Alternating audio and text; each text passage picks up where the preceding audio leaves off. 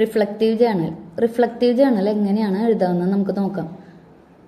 നമ്മൾ ഒരു ഡയറി എഴുതില്ലേ, ഒരു ദിവസത്തെ ഡയറി എഴുതുന്ന പോലെ തന്നെ ഒരു ദിവസം നമ്മൾ ക്ലാസ്സിൽ പോയി എന്തൊക്കെ പഠിപ്പിച്ചു, ഇന്ന് എന്തൊക്കെ എടുത്തു, എങ്ങനെയാണ് ക്ലാസ് എടുത്തത്, ഇന്ന് അവിടുത്തെ ക്ലാസ് എങ്ങനെ ഉണ്ടായിരുന്നു എന്ന കാര്യങ്ങളൊക്കെയാണ് നമ്മൾ റിഫ്ലക്റ്റീവ് ജേണലിൽ ഉൾപ്പെടുത്തുന്നത്. നമുക്കൊരു മാതൃക നോക്കാം. ആദ്യം നമുക്ക് ഡേറ്റ് ഇടാം, അതിനുശേഷം ദിവസം എഴുതാം, അതിനുശേഷം നമ്മൾ തുടങ്ങാണ്. അപ്പോൾ ഇന്ന് ആദ്യത്തെ പീരീഡ് എനിക്ക് 8ാം ക്ലാസ്സിലായിരുന്നു ക്ലാസ്. ഇന്ന് ക്ലാസ്സിൽ എന്തിനെക്കുറിച്ചാണ് ക്ലാസ് എടുത്തതെന്നുള്ളത് നമ്മൾ വിശദീകരിക്കണം റിഫ്ലക്റ്റീവ് ജേണലിൽ. അപ്പോൾ എങ്ങനെ എഴുതും? ഇന്ന് എനിക്ക് ആദ്യത്തെ പീരീഡ് 8ാം ക്ലാസ്സിലായിരുന്നു ക്ലാസ്. ഇന്ന് ക്ലാസ്സിൽ വിവിധ തിണകളെക്കുറിച്ചാണ് ഞാൻ പഠിപ്പിച്ചത്. അതിനായിട്ട് ഞാൻ തിണകളുടെ ചിത്രങ്ങളൊക്കെ കുട്ടികൾക്ക് കാണിച്ചു കൊടുത്തു. ചിത്രങ്ങൾ വെച്ചുള്ള വിശദീകരണം അവർക്ക് തിണകളെക്കുറിച്ച് പെട്ടെന്ന് മനസ്സിലാക്കാൻ ഉപകരിച്ചു. അതുകൊണ്ട് തന്നെ ഇന്ന് ക്ലാസ് വളരെ ഇൻട്രസ്റ്റിംഗ് ആയിട്ട് എടുക്കാൻ പറ്റി.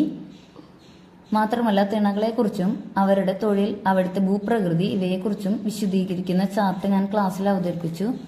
തുടർന്ന് തിണകളെക്കുറിച്ചുള്ള നോട്ട്സ് കൊടുത്തു. അതിനുശേഷം കഴിഞ്ഞ ക്ലാസ്സിലെടുത്ത കാര്യങ്ങൾ അവരോട് ചോദിച്ചു. കിട്ടാത്തവർക്ക് ഇമ്പോസിഷൻ നൽകി. ബെല്ലടിച്ചപ്പോൾ ഞാൻ ക്ലാസ് അവസാനിപ്പിച്ചു. പിന്നീട് എനിക്കുണ്ടായിരുന്നത് 5ാമത്തെ പീരീഡ് ആയിരുന്നു. അത് 9ാം ക്ലാസ്സിലായിരുന്നു. ഇന്ന് 9ാം ക്ലാസ്സിലാണ് ക്ലാസ് എടുത്തത്. ഫ്യൂഡലിസം യൂറോപ്പിൽ എന്ന പാഠഭാഗമാണ് ഞാൻ അവതരിപ്പിച്ചത്. ഈ ഫ്യൂഡലിസം എന്ന വാക്ക് കുട്ടികൾക്ക് അപരിചിതമായിരുന്നു. ഫ്യൂഡലിസം എന്താണെന്നും യൂറോപ്പിൽ ഫ്യൂഡലിസത്തിന്റെ വളർച്ചയെക്കുറിച്ചും ഞാൻ ക്ലാസ് എടുത്തു കൊടുത്തു. ഫ്യൂഡലിസത്തെക്കുറിച്ച് കുട്ടികൾക്ക് ഒരുപാട് സംശയങ്ങളുണ്ടായിരുന്നു. അവരുടെ സംശയങ്ങളൊക്കെ തീർത്തു കൊടുക്കാനായിട്ട് എനിക്ക് സാധിച്ചു. തുടർന്ന് തലേ ദിവസം എടുത്ത പാഠഭാഗത്തെക്കുറിച്ച് ചോദ്യങ്ങൾ ചോദിച്ചുകൊണ്ട് ക്ലാസ് അവസാനിപ്പിച്ചു.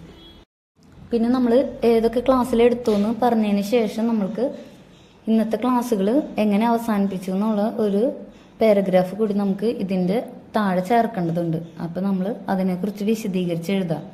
ഇന്നത്തെ ക്ലാസ്സുകളൊക്കെ നല്ല രീതിയിൽ എടുക്കാനായിട്ട് സാധിച്ചു. ടീച്ചിങ് എയ്ഡ്സ് എല്ലാം ഫലപ്രദമായിട്ട് ഉപയോഗപ്പെടുത്താൻ കഴിഞ്ഞു. നല്ല രീതിയിൽ തന്നെ ഇന്ന് ക്ലാസ് എടുക്കാൻ സാധിച്ചു. നിങ്ങൾക്ക് ഈ വീഡിയോ യൂസ്ഫുള്ളായെന്ന് തോന്നുകയാണെങ്കിൽ ലൈക്ക് ചെയ്യാനും സബ്സ്ക്രൈബ് ചെയ്യാനും മറക്കരുത്. നിങ്ങളുടെ ഫ്രണ്ട്സിന് കൂടി ഇത് ഷെയർ ചെയ്ത് കൊടുക്കാനായിട്ട് ശ്രദ്ധിക്കുക. Okay, thank you.